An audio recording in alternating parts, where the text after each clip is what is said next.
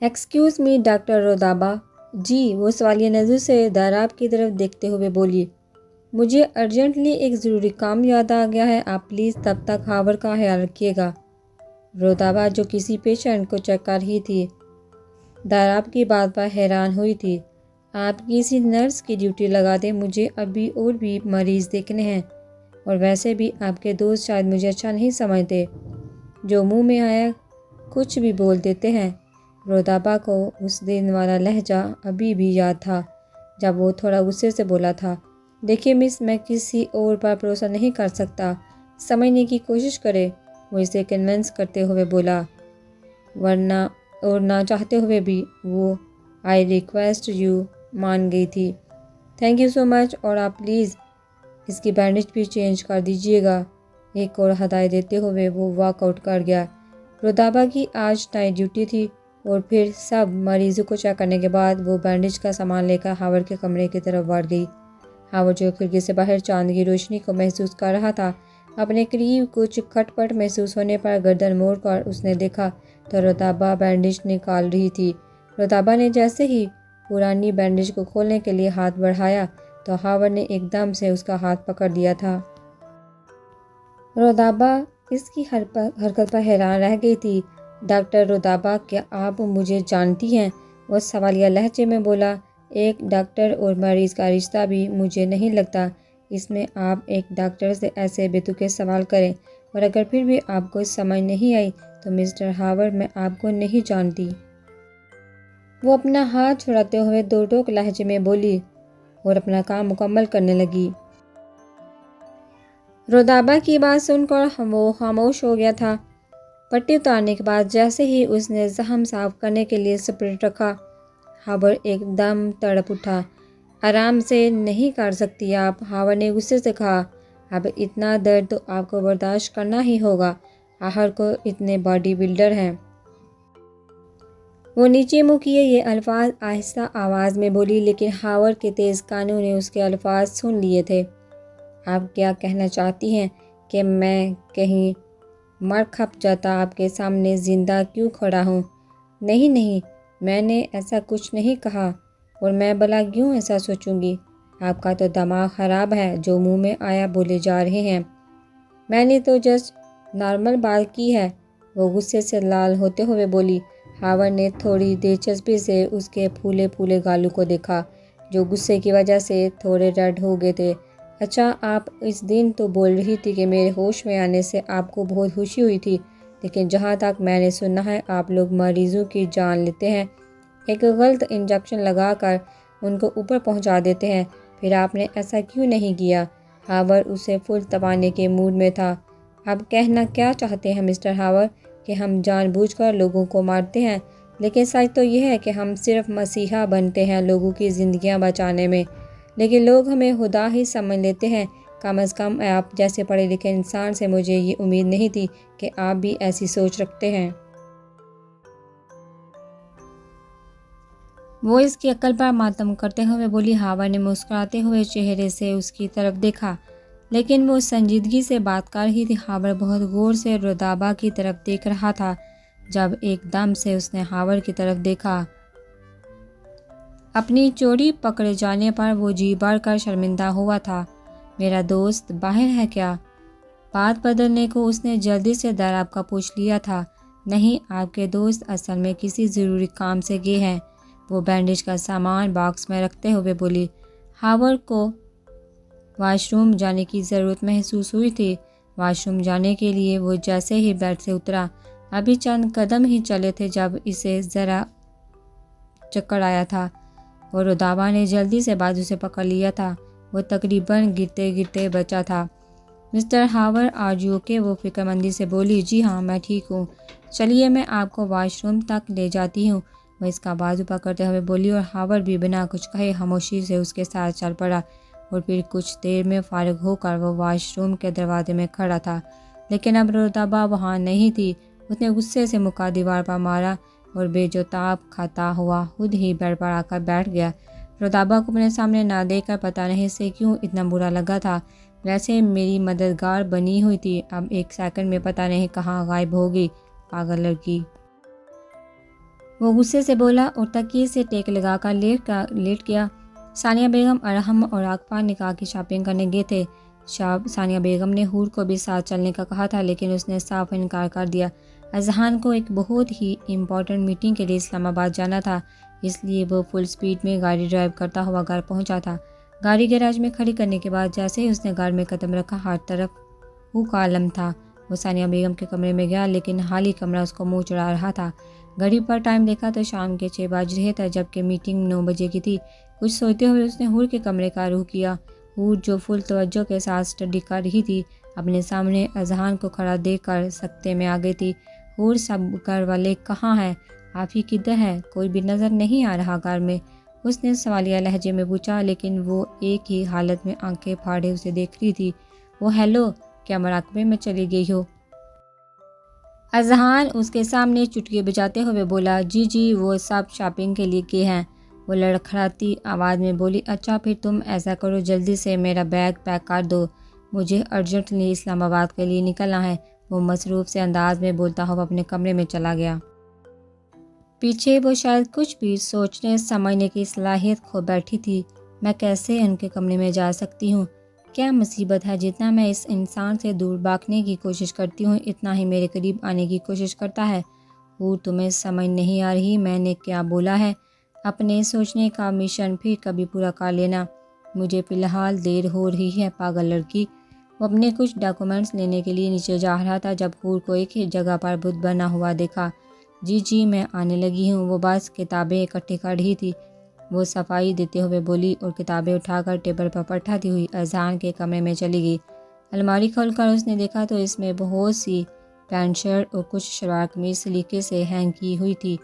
اب اسے سمجھ نہیں آ رہی تھی کہ کون سے ڈریسز پیک کرے۔ ابھی اسی کشمکش میں تھی جب اس کے بالکل قریب آ کر اذہان نے اسے کچھ پینٹ شرٹ اور ان کے ساتھ میچنگ ٹائی اس کے ہاتھ میں دی۔ یہ سب پیک کر دو اور پلیز ایسے کھڑی مت رہنا، میرے فریش ہونے تک تمہارا کام مکمل ہو جانا چاہیے۔ وہ ایسے دو ٹوک لہجے میں بولتا واش روم میں گھس گیا۔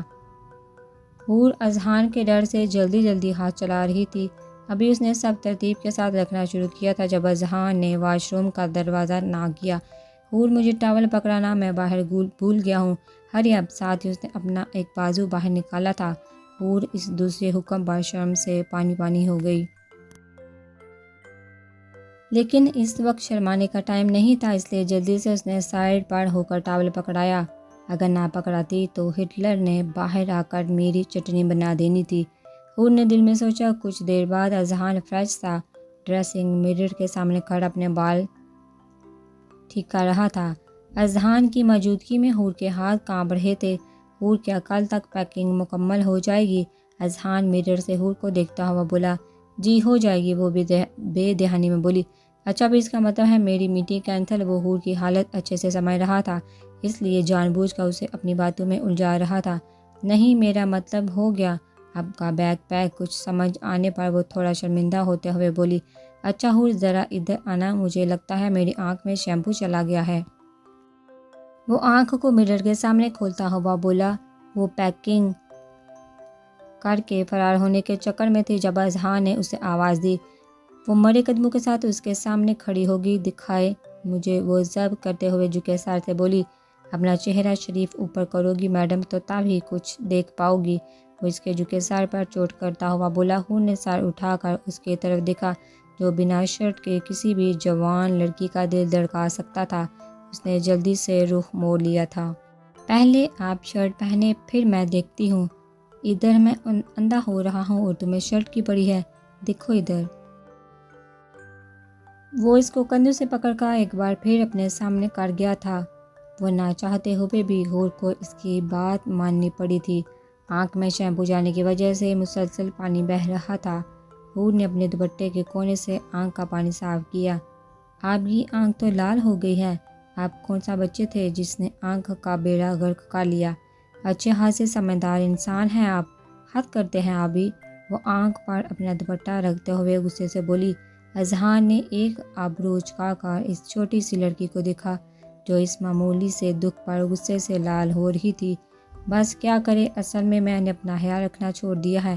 وہ کیا ہے نا کہ میری ایک عدد وائف آنے والی ہے تو اب میرا سارا خیال وہی رکھے گی۔ وہ اس کی چھوٹی سی ناک دباتے ہوئے بولا۔ اسے حور کا اپنے لیے اس طرح سے فکر مند ہونا بہت اچھا لگا تھا۔ نہیں بس وہ میں ایسے ہی بول رہی تھی، نہیں میں بس وہ یہ سب بولتے ہوئے تم کس قدر کیوٹ لگتی ہو یہ میں تمہیں کل نکاح کے بعد ہی بتاؤں تو زیادہ بہتر رہے گا۔ کیا کہتی ہو؟ وہ تھوڑا اس کی طرف جھکتے ہوئے بولا۔ مجھے دیر ہو رہی ہے اور ہاں کل مسز اذہان شاہ بننے کے لیے تیار رہنا۔ وہ خود کو کنٹرول کرتے ہوئے پیچھے ہوا تھا۔ حور نے ایک گہرا سانس لیا تھا۔ کل میں صبح 6 بجے کے قریب واپس آ جاؤں گا۔ گھر والوں کو انفارم کر دینا، ٹھیک ہے؟ وہ شرٹ کے بٹن بند کرتے ہوئے بولا۔ جی ٹھیک ہے۔ وہ جلدی سے بولتے ہوئے باہر نکل گئی۔ پیچھے اذہان اس کی پھرتی دیکھ کر مسکرایا۔ خود پر پرفیوم چھڑ کر وہ میٹر میں اپنا جائزہ لے کر اپنا بیگ لیے وہ بھی اپنی منزل کی طرف روانہ ہو گیا۔ رودابہ جب ایک ایمرجنسی کیس نپٹا کر واپس آئی تو ہاورڈ بیڈ سے ٹیک لگائے شاید سو چکا تھا۔ رودابہ نے باہر جا کر داراب کو ڈھونڈنے کی کوشش کی لیکن شاید وہ ابھی تک نہیں آیا تھا۔ گھڑی پر ٹائم دیکھا تو رات کے 11 بج رہے تھے۔ تھکاوٹ سے اس کی حالت خراب ہو چکی تھی۔ وہ دوبارہ واپس آ کر ہاورڈ کے قریب رکھی گئی چیئر پر بیٹھ گئی اور جلدی ہی نیند کی وادیوں میں گم ہو گئی۔ صبح سورج کی روشنی سے ہاورڈ کی آنکھ کھلی تھی۔ اس نے حیرانی سے اپنے قریب رکھی کرسی کی بیک سے ٹیک لگائے رودابہ کو کسی معصوم بچی کی طرح سوتے ہوئے دیکھا۔ وہ کافی حیران ہوا تھا۔ اسے اس سے اپنے قریب رکھی کرسی پر سوتا ہوا دیکھ کر ہاورڈ نے گہری نظروں سے اس کی طرف دیکھا۔ کالے سیاہ بال جو شارٹ کٹ فارم میں اس کے کندھے پر اور آدھے پیچھے لٹک رہے تھے، گہری سیاہ پلکوں پر نیند کا خمار تھا۔ لائٹ ریڈ کلر کے ہونٹ کسی کو بھی بہکانے کا ہنر رکھتے تھے۔ وہ ابھی رودابہ کے چہرے کے ہر نقش کو حفظ کر رہا تھا جب کسی کے گلا کھنگارنے پر الرٹ ہوا۔ داراب جو کب سے خاموش کھڑا ہاورڈ کی حرکتوں کو نوٹ کر رہا تھا لیکن وہ تو دنیا سے غافل بس رودابہ کے چہرے کا طواف کر رہا تھا، اسی لیے داراب کو مجبوراً اسے گلا کھنگار کر اپنی طرف متوجہ کرنا پڑا۔ ہاورڈ نے ایک دم سے نظروں کا زاویہ بدلا تھا۔ کدھر تھے تم کل سے؟ میری کوئی فکر بھی ہے یا نہیں؟ مجھے اکیلا چھوڑ کر تم کہاں چلے گئے تھے؟ وہ تھوڑا غصہ دکھاتا ہوا بولا۔ مسٹر ہاورڈ حیات، مجھے ایک ضروری کام سے گھر جانا پڑا تھا۔ اور اکیلا چھوڑنے کی تو بات ہی نہ کرے۔ آپ اکیلا چھوڑنا ہوتا تو کیا اس قدر معصوم اور پیاری بچی آپ کی خدمت میں پیش کر کے جاتا؟ میں تو اسے آپ کی دیکھ بھال کے لیے چھوڑ کر گیا تھا لیکن ایک دن غائب کیا ہو گیا۔ پیچھے سے معصوف نے ڈورے ڈالنے شروع کر دیے بچی پر۔ وہ اس پر طنز کرتا ہوا بولا۔ زیادہ بکواس کرنے کی ضرورت نہیں، جیسا تم سمجھ رہے ہو ویسا کچھ نہیں۔ ہاورڈ کے لیے اپنی صفائی میں کہنے کو کچھ نہیں تھا۔ اس نے اپنی طرف سے ٹوٹا پھوٹا سا جواز پیش کیا مگر وہ بھی داراب تھا، سب سمجھتا تھا۔ چلیے آپ کہتے ہیں تو مان لیتے ہیں لیکن کچھ ہضم نہیں ہو رہا۔ وہ ہونٹوں پر ہاتھ رکھ کر اپنی ہنسی کو کنٹرول کرنے کی کوشش کرنے لگا۔